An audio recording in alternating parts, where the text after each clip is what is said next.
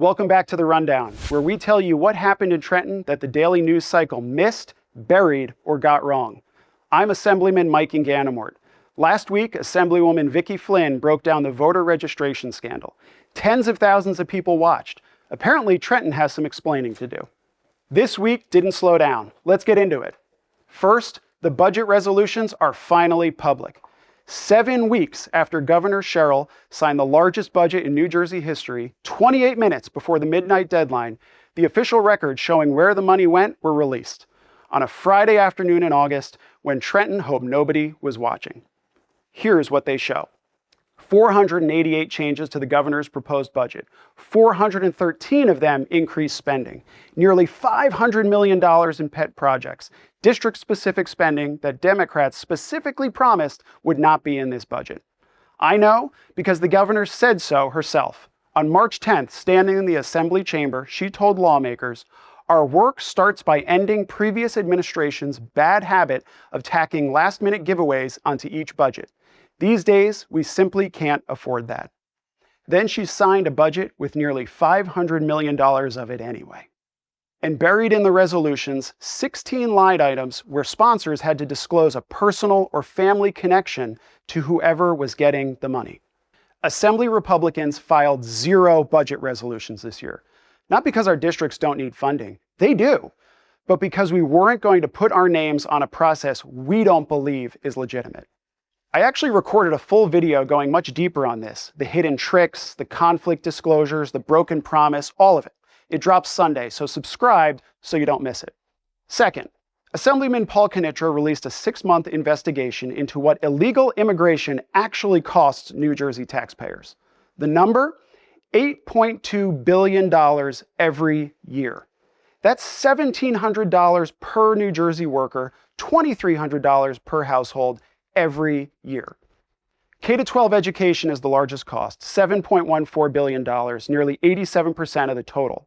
Emergency room costs for illegal immigrants increased 140% from the first Trump term. State spending on legal defense for immigrants facing deportation has grown 8-fold since 2018. Kanitra is calling on the DOJ, DHS, and the House Judiciary Committee to immediately investigate New Jersey's motor vehicle and voter registration systems.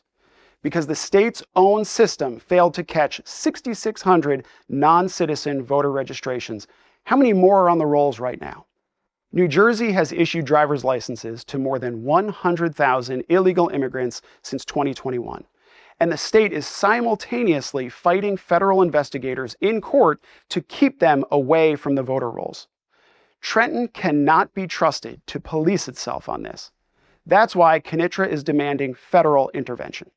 Third, the congressional deadline passed Monday, and New Jersey apparently said no. House Judiciary Chairman Jim Jordan, House Administration Chairman Brian Stile, New Jersey's own Congressman Jeff Van Drew, and Representative Laurel Lee gave New Jersey until 5 p.m. Monday to produce voter roll documents, records on how the state vets registrations, why it has refused to cooperate with DHS, and any communications related to the improper registrations going back to January 2023. There has been no public indication New Jersey complied. Meanwhile, all 23 Assembly Republicans signed a letter to Speaker Coughlin weeks ago demanding special legislative committee, bipartisan, with subpoena power, witnesses under oath, findings made public. He still hasn't answered. And finally, a quick one that tells you everything about how this administration operates. In April, Governor Sherrill used a state police helicopter to fly from Camden to Annapolis and back, an estimated $5,600 in taxpayer-funded flight time to attend a Naval Academy alumni event. Her office justified it as official state business. She was asked to deliver remarks in her capacity as governor.